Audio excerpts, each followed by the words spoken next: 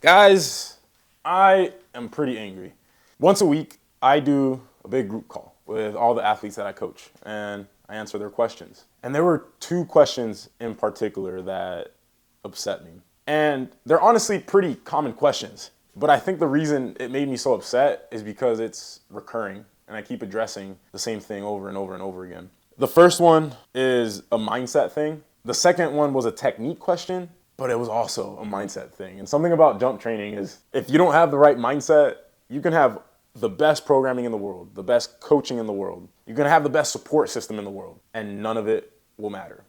And the things that I'm about to talk about today honestly go way deeper than just jump training and dunking and volleyball and basketball. So the first question that I got asked, he went into the call asking why he hasn't made as much progress as all these athletes he sees on THP.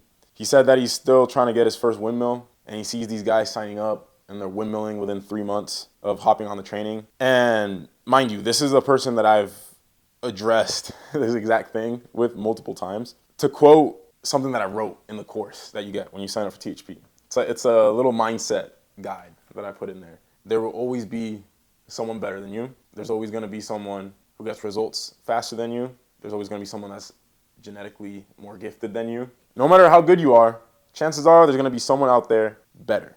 And for as long as you compare yourself to anyone, you're basically writing a contract with yourself that you're not going to be happy until you're better than that person. And this can be a good mindset if you become better than the person, but it's a path that leads to disappointment. There's only one person you should ever compete with, and it's yourself. You should always try to be better, a better version of the person you were yesterday. And not in terms of the outputs, the results of the things that you're doing, but in terms of inputs, right? If yesterday you skipped the workout, today, show up to the gym. If yesterday you let yourself falter on the last set and you did 4 reps when you're supposed to do 5, next workout, do all the reps. If you have that mentality of being better than you were the day before with your inputs, the world is yours. The world is completely yours. The thing about jump training, honestly, any kind of fitness thing, you're trying to gain muscle, you're trying to run faster, jump higher, get stronger, they're all dictated by genetics. Genetics set your ceiling. Everybody has a genetic limit. However, the only way to achieve that genetic limit is to train. My coach, John Evans, he just posted a video comparing him and his twin brother. They both have elite distance running genetics. I think his brother ran a 4:10 in the mile, which is ridiculous.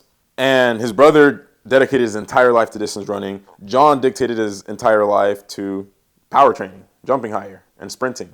John, with like 3 months of training, was better than 99% of his peers when he went and like joined the cross-country team. However, with jumping, he's trained his entire life for a 40-inch vertical. Then if you flip-flop it, there's athletes out there with zero training. All they did was jump for a year, and at 15 years old, they have a 44-inch vertical. Their genetic limit might be 53 inches, and it would take extreme levels of dedication to reach that. Then there's athletes who, with the most perfect training for years and years and years, might not crack 40. You might be in the 30s, in the high 30s, but you might not crack 40. So it brings me to the point of why? Why do it? Why even train? If you're not genetically gifted at something, why train for it? And in my opinion, I've said this quote before. I think it's from Aristotle or Socrates, one of the two.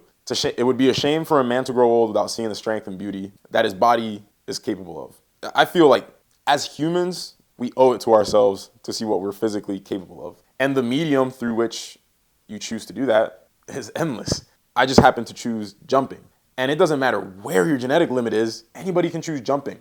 And this is cliche, but it's literally just about the journey. And the lessons and habits that you learn and form through jump training literally seep into all areas of life. And this kind of goes into the second thing that pissed me off.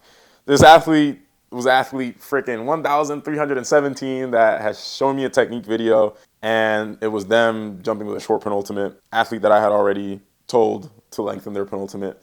And he wasn't using markers to set where his penultimate was starting from and then where he should be taking off from. And this is a piece of advice I've given to literally like hundreds of times. I've given this advice to thousands of athletes. It's how I fixed my penultimate. And I've maybe seen 3 to 5 athletes take that piece of advice Penultimate's still short. Every time they send me videos, they're still not using markers to show where they should be planting from. And it pisses me off because the number one trait to have is to be coachable. And to me, being coachable means when you take advice, you apply it. One of my business mentors, his name is Alex Hormozy, he always says, learning is being subjected to the same condition as you were before, but performing a different action when presented with that same condition. That means you learned. If you're presented with the same condition and then you don't change your actions, you didn't learn. And what has set me apart in every facet of life, not just jumping, is I learn. When somebody tells me to do something, specifically when somebody's ahead of me and something I'm trying to achieve tells me to do something, I apply it instantly, as quickly as I can. And it is one of the best skills that you can possibly have. Don't be those two people. There are two conclusions out of this video. One, don't compare yourself to other people. Just compare yourself to yourself. Try to be better than you were the day before in terms of your inputs, not your outputs, your inputs. And second thing is learn. When you take in information, don't waste that time. It's a waste of time to read something or watch something or take coaching and you don't apply it. Life is too short to be wasted. Apply the things, learn, force yourself to learn. And I promise you're gonna literally achieve whatever you want in life. Having said that, if you wanna get coached by me and you are willing to dedicate yourself to learn and transform your athleticism, go to THPstrength.com where you can get 90% off of your first month of coaching. My team of expert coaches will give you the training cycle they feel suits your needs the best. We have over 250 unique months of training. They will adjust workouts as needed to adjust for injuries, sports, being in season, time constraints. They'll do technique analysis for jumps and lifts. There's an entire jump training course on there. Community of THP athletes. Again, THPstrength.com. And if you want a free 69-page jump training guide, literally put everything I know about jump training, you can click the link in the description. Thanks for watching the video. Peace out.